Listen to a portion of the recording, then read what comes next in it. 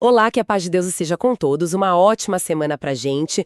Bom, hoje a gente continua a nossa conversa e vamos mergulhar numa daqueles histórias de Natal que, assim, todo mundo acha que conhece, a dos Reis Magos. Mas vamos olhar pra parte que geralmente, sabe, fica de fora dos cartões, dos presépios. A gente vai falar de paranoia, de perseguição política e até de um massacre. Uhum. E para isso, estamos usando como guia o livro O Natal Escondido, do Timothy Keller, para tentar entender por que essa violência toda é, na verdade, uma essencial para a história. E é uma escolha muito boa, porque a gente tem uma tendência de editar o Natal, né? Deixar tudo, assim, bem bucólico, pacífico. Sim, uma cena fofinha, exato. Mas o texto original, lá em Mateus, coloca essa trama que é quase um thriller político bem no centro de tudo. E a nossa missão aqui é justamente entender o porquê. Não é só um detalhe histórico, é uma chave de leitura, sabe? Para entender a história toda. Certo. Então, vamos direto para a cena. Chega em Jerusalém uma comitiva, né, de estudiosos do Oriente, os magos, e eles não são nada sutis. Nem um pouco. Eles basicamente chutam a porta do palácio do rei Herodes e perguntam assim na lata: onde está o recém-nascido rei dos judeus? Fazer essa pergunta dentro do palácio do rei que está no poder. É uma provocação gigantesca. É quase uma sentença de morte, se a gente pensar bem. Totalmente. E para entender a reação do Herodes, a gente precisa de um pouco de contexto, que o livro dá de uma forma bem crua. O Herodes não era um rei amado. Ele era um tirano, colocado ali por Roma. E ele era, assim, patologicamente paranoico. Ah, é. Sim, ele via a conspiração em todo lugar, a ponto de ter executado a própria esposa, Mariane, e 3 dos seus filhos por suspeita de que queriam o trono dele. Que loucura! Então, para um homem assim, ouvir sobre um rei recém-nascido não é uma notícia. Não, é uma ameaça existencial. Claro. Por isso que o texto bíblico diz que ele perturbou-se, e com ele toda Jerusalém. E essa perturbação é um eufemismo gigantesco, né? E imagino. Na cabeça dele, todas as sirenes de alerta máximo estavam tocando ao mesmo tempo. E a cidade ficou tensa junto, porque o povo sabia do que Herodes era capaz quando se sentia ameaçado. Faz todo sentido. E a reação dele é de uma astúcia, assim, perversa. Ele chama os conselheiros, os especialistas na lei, que confirmam a profecia de que o Messias nasceria em Belém. Uhum. E com essa informação, ele chama os magos em segredo e, bom, ele arma um teatro. Diz: vão, encontrem o menino e depois me avisem para que eu também possa ir adorá-lo. Um plano sinistro, né? Disfarçado de piedade. E o que acontece em seguida é o clímax dessa tensão. Os magos encontram Jesus, oferecem os presentes, mas aí eles são avisados em sonho. Para não voltarem para Herodes. Exato. Eles desobedecem à ordem do rei e voltam para casa por outro caminho. E é aí que o Herodes percebe que foi enganado e mostra a verdadeira face. Ele ordena o que ficou conhecido como o massacre dos inocentes, a execução de todos os meninos com menos de 2 anos de idade, em Belém e nos arredores. E aqui tem um detalhe que o livro do Keller destaca que é, olha, verdadeiramente assustador. As estimativas históricas sugerem que o número de crianças assassinadas foi algo entre 20 e 30. Espera, só isso? 20 a 30? Sim, Nossa, eu sempre imaginei centenas, talvez milhares. É uma tragédia absurda, claro, mas o número parece pequeno. e esse é o ponto mais chocante. A razão pela qual não existem outros registros históricos dessa atrocidade fora da Bíblia é porque, para o reinado de terror de Herodes, matar 20 crianças numa aldeia insignificante era tão corriqueiro, tão banal, que nem valia uma nota de rodapé. Meu Deus. Era só mais uma terça-feira violenta no governo dele. Isso dá a dimensão da brutalidade daquele ambiente. Nossa, isso muda completamente a perspectiva. E no meio desse horror todo, José é avisado em sonho para fugir com a família para o Egito. Aham. E o que o livro ressalta com muita força é que nesse momento Jesus se torna um refugiado político. Exato. O rei do universo começa a vida na terra como um exilado, fugindo para não ser morto pelo governo. E essa imagem é fundamental, porque Mateus está desde o comecinho, conectando o rei do universo à experiência dos mais vulneráveis da humanidade, sabe? Não é só um detalhe biográfico, é uma declaração de identidade. Entendi. E isso nos força a perguntar: por que começar a história do rei com uma fuga desesperada? Os autores dos evangelhos, eles não eram meros cronistas, eles eram teólogos. Cada história que eles escolhem contar não está lá só porque aconteceu. Está lá porque ela revela algo profundo sobre a missão de Jesus. Certo. Então a história não está ali para chocar. Ela é um tipo de código. E se a gente tenta decifrar, a primeira pista é essa reação extrema do Herodes a uma única pergunta: onde está o rei? Por que essa pergunta é tão explosiva? Não só para ele, mas como o livro argumenta para todos nós. E essa é a grande virada da análise do Keller. A tese dele é que a reação do Herodes, embora seja extrema, expõe uma verdade universal sobre o coração humano. A teologia bíblica argumenta que o problema fundamental do mundo não são só os grandes vilões, tipo Herodes. A raiz do mal é o egocentrismo. É o desejo de cada um de nós de ser o rei da própria vida. Espera, isso é pesado? É. O livro está dizendo que a paranoia assassina de Herodes é só uma versão, assim, em escala de cinema do meu próprio desejo de controlar a minha vida. É uma acusação bem direta. Quer dizer, eu não sou uma tirana, mas a ideia de abrir mão do controle, isso sim me soou desconfortavelmente familiar. Exatamente essa a provocação. O Keller usa uma imagem de que cada um de nós tem um pequeno Herodes no trono do nosso coração. Esse eu, que governa a nossa vida, se sente profundamente ameaçado por qualquer um que reivindique essa autoridade. E Jesus não chega pedindo para dividir o trono. De jeito nenhum. Ele chega reivindicando a autoridade absoluta.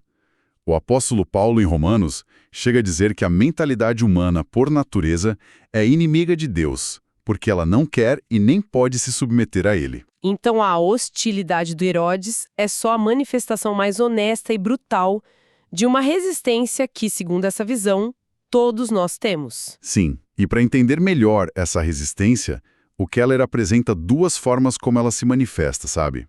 Na nossa busca por espiritualidade. A primeira é a tendência de buscar os dons de Deus e não o doador. Como assim?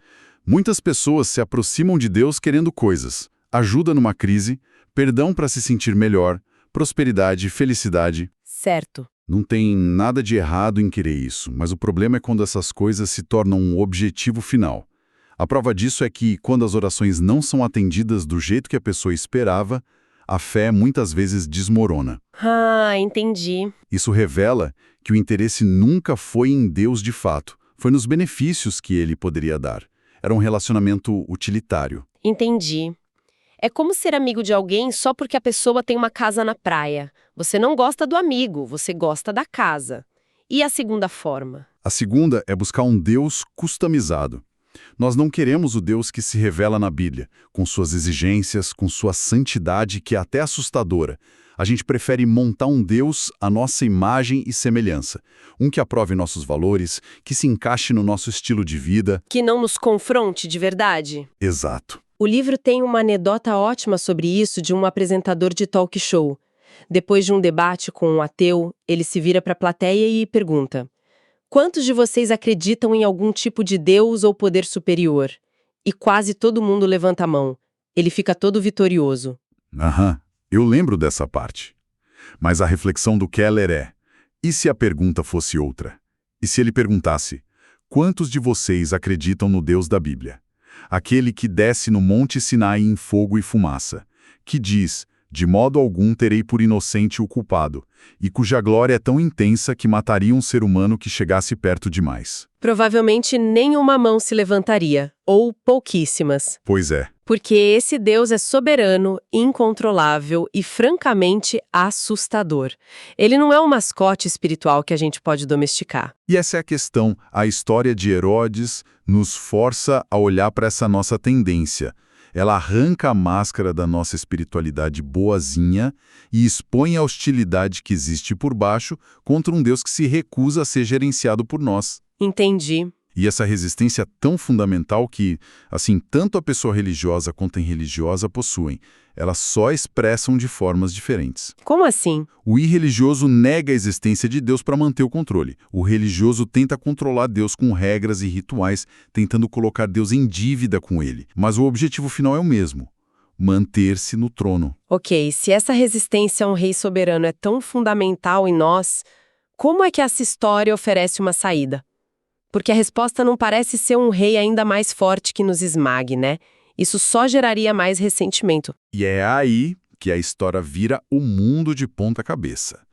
Porque ela não revela apenas a nossa hostilidade, mas também a natureza completamente paradoxal do reino de Jesus. Ele vem como rei verdadeiro, mas sua chegada não é com poder esmagador. É em absoluta fraqueza. Ele foge de Herodes, não o enfrenta. Ele nasce numa manjedoura, não num palácio. E mais do que isso, ele é criado em Nazaré. O livro destaca uma cena do Evangelho de João, quando um homem chamado Natanael ouve que o Messias veio de Nazaré. A reação dele é de puro desprezo. De Nazaré? Pode vir alguma coisa boa de lá? Nossa! Isso mostra que Nazaré era o equivalente a uma cidadezinha do interior, sem importância nenhuma, longe dos centros de poder, de cultura, de Jerusalém. Era um lugar irrelevante. E o livro argumenta que isso não é um acidente, mas um padrão. Um padrão divino consistente. Se você olha a Bíblia, Deus parece ter um método de operar que vai contra toda a lógica humana de poder. Ele escolhe Abel, o segundo filho, em vez de Caim. Ele escolhe Isaque, o filho da promessa improvável, em vez de Ismael. Ele escolhe Jacó, o enganador, em vez de Esaú. Davi, o caçula que ninguém levava a sério, em vez dos irmãos mais velhos e fortes. E esse padrão também aparece com as mulheres, certo? Numa cultura que via a esterilidade como vergonha, Deus age através de mulheres que eram socialmente desvalorizadas por isso. Sara, Rebeca, Ana, Isabel. Todas eram estéreis ou idosas. Exatamente. A mensagem que ecoa através dos séculos é: eu escolherei a fraqueza, não a força. Escolherei Nazaré, não Jerusalém. Escolherei o que o mundo despreza para realizar meus maiores feitos. E a pergunta óbvia é, por quê? Não é porque Deus tem um fetiche por pessoas fracassadas. O objetivo é nos ensinar algo crucial sobre a natureza da salvação. Que seria o quê? Pense em qualquer outra religião ou filosofia de vida no mundo. Todas elas, de uma forma ou de outra, são baseadas na força. Seja uma pessoa boa, medite mais, acumule bom karma, siga estas regras, se esforce mais. A mensagem é sempre: reúna suas forças e suba até Deus. O cristianismo, como apresentado aqui, é a única mensagem que inverte essa lógica. Jesus não diz: reúnam suas forças e venham a mim. Ele diz: eu vim para os fracos, para os doentes, para os que sabem que não conseguem sozinhos. Então a salvação não é sobre o que nós fazemos para Deus, mas sobre o que Ele fez por nós. Por isso o símbolo máximo não é um trono, é uma cruz. Exato. O auge do poder de Jesus se manifesta no seu momento de maior fraqueza e humilhação. A fraqueza dele era, na verdade, a sua força. Certo? Então, se Deus opera através da fraqueza e a salvação não depende da nossa força, o que a gente faz com essa informação no dia a dia? Isso muda alguma coisa na prática ou é só uma ideia teológica bonita? O livro propõe que isso tem duas implicações práticas e radicais, que ele chama de o consolo e o desafio. Vamos começar pelo consolo, que parece bom. O consolo é que, se o método de Deus é usar a fraqueza, então ninguém está fora do alcance. Não importa o tamanho dos seus erros, a bagunça que você fez da sua vida, os segredos que carrega. O pré-requisito para se achegar a Deus não é ter a vida em ordem, mas admitir que ela não está. Se uma pessoa se volta para Ele através de Jesus, ela não é apenas tolerada, mas acolhida. Deus, segundo esse padrão, tem prazer em trabalhar com matéria-prima que o mundo considera descartável. Isso é libertador. Mas também tem um desafio, você disse. O desafio é o outro lado da moeda. Se Deus opera assim, então o Natal vira de cabeça para baixo todos os nossos sistemas de valores. Status, riqueza, poder, sobrenome, credenciais, a faculdade onde você estudou. Tudo isso se torna irrelevante. Exatamente. Irrelevante no reino de Deus. e isso nos desafia a viver da mesma forma. E o que isso significa na prática? Significa ser livre de todo tipo de snobismo. Significa não desprezar os simplórios de Nazaré e, ao mesmo tempo, não se deixar impressionar ou intimidar pelos poderosos de Jerusalém.